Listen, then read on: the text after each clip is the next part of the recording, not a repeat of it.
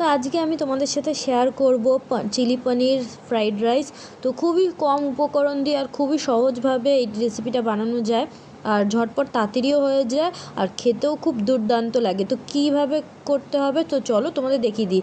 এখানে নিয়ে নিয়েছি আমি পনির এরকম টুকরো করে কেটে নিয়েছি। এখানে ধনেপাতা কেটে ধুয়ে নিয়েছি, এখানে পেঁয়াজ কেটে নিয়েছি বড় করে, আর ক্যাপসিকাম কেটেছি, আদা কুচি রয়েছে, রসুন কুচি আছে, আর লঙ্কা কুচি আছে। আর এখানে চালটা আমি ধুয়ে ভিজিয়ে রেখে সেদ্ধ করে নিয়েছি, আর এটা জল ঝরিয়ে রেখেছি, ঠান্ডা হতে দিয়েছি। এবার আমি কড়াইতে দিয়ে নিচ্ছি তেল, সাদা তেল দিচ্ছি অল্প, দিয়ে এবার পনিরটার মধ্যে অল্প আমি লবণ দিচ্ছি, লবণ দিয়ে পনিরটা একটু মাখিয়ে নিতে হবে, নিয়ে তারপর আমি তেলে ভেজে নেব পনিরগুলো।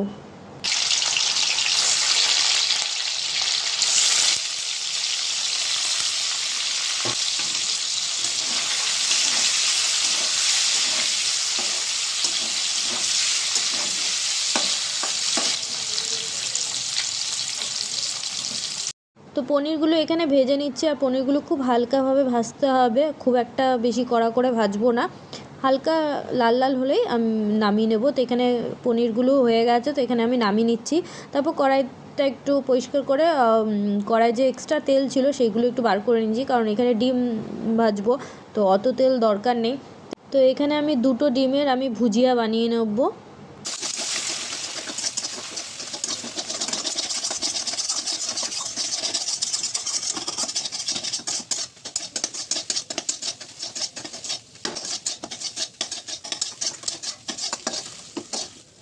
তো ডিম ভাজা হয়ে গেছে, ডিমগুলো তুলে নিয়েছি। এবার আমি যে এক্সট্রা তেল তুলে রেখেছিলাম সেই তেলটা দিয়ে নিচ্ছি কড়াইতে, দিয়ে এবার ওর মধ্যে আমি দিয়ে দিচ্ছি জিরে ফোড়ন।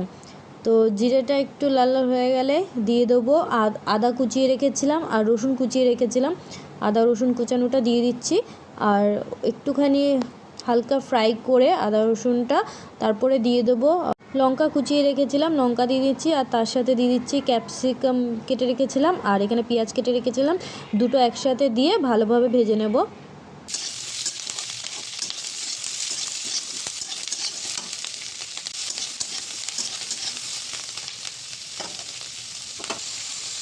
তো এখানে ক্যাপসিকাম আর পেঁয়াজ আমার ভাজা হয়ে গেছে, আর খুব বেশি পেঁয়াজ আর ক্যাপসিকাম ভাজা যাবে না, একটু ক্রিস্পি লাগবে খেতে, সেরকমভাবে ভাজতে হবে, একটু হালকা ভেজে নিয়ে। তো এর মধ্যে আমি দিয়ে দিচ্ছি এখন 2 টেবিল চামচ চিলি সস, আর 4 টেবিল চামচ আমি দিচ্ছি টমেটো সস, আর 1 চামচ আমি দিয়ে দেবো সয়া সস, আর দিয়ে দেবো 1 চিপি ভিনিগার, আর একটুখানি গোলমরিচের গুঁড়ো। তো এই সব উপকরণগুলো দিয়ে ভালোভাবে আমি মিক্স করে নেব। তারপর এর মধ্যে দিয়ে দিচ্ছি ভেজে রাখা ডিম আর পনিরটা ভেজে রেখেছিলাম, সেগুলো দিয়ে এবার ভালো করে মিক্স করে নিচ্ছি সবজির সাথে। তো ভালোভাবে মিক্স করার পর এবার আমি এর মধ্যে দিয়ে দিচ্ছি আগের থেকে যে চালটা সেদ্ধ করে ঠান্ডা করে রেখেছিলাম সেই চাল, আর এটা ফ্রাইড রাইস বানানোরই চাল।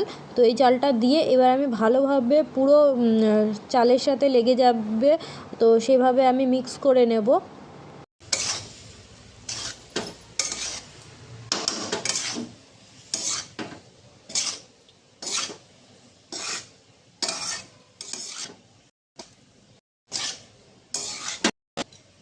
এবার গ্যাসটা অফ করে এবার আমি দিয়ে দিচ্ছি ধনেপাতা কুচিয়ে রেখেছিলাম, সেই ধনেপাতা দিয়ে।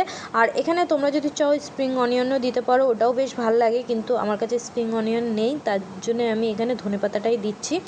তো দিয়ে আরেকবার ভালোভাবে আমি ভাতের সাথে ধনেপাতাটা মিক্স করে নেব। তো দেখো রেডি হয়ে গেছে, ব্যাস আর কিছু করতে হবে না, এটা এবার সার্ভ করে নেব। আর এই রেসিপিটা ফার্স্ট টাইম আমি বাড়িতে বানালাম, তো ভাবলাম তোমাদের সাথেও শেয়ার করি। আর এই রেসিপিটা মানে কি বলবো, শুধু খেতে এত দারুণ লেগেছে, কি বলবো, এর সাথে কোনো রকমের চিলি চিকেন বা কোনো রকমের মাংসর কষার দরকার নেই, এটা দারুণ হয়েছিল খেতে।